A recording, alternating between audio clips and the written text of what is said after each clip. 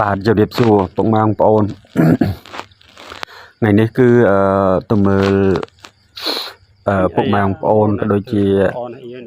អ្នកមីងគាត់គាត់ដាក់ត្រីសម្រាប់ធ្វើតែប្រៃផ្អកអីចឹងគាត់តែទូចក៏ដាក់បានបាទខែនេះខែទឹកចង្កាល់ដឹងគេធ្វើមិនទឹកឡើងចឹងសម្បូរកូនត្រីទូចគាត់ដាក់ជាទ្រូគាត់ដាក់ជាយ៉គាត់ដាក់ជាស្បៃចឹងពុកម៉ែបងប្អូននេះទឹកឡើងមក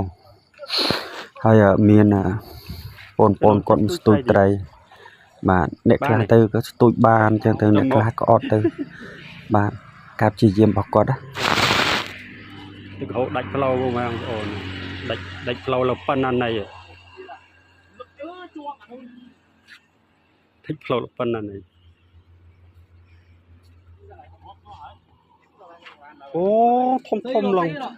មែឆ្លាំងលើប៉ុណ្ណាណៃនេះ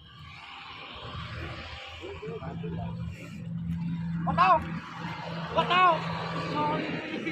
đầu. Ôi mà kêu bỏ tay.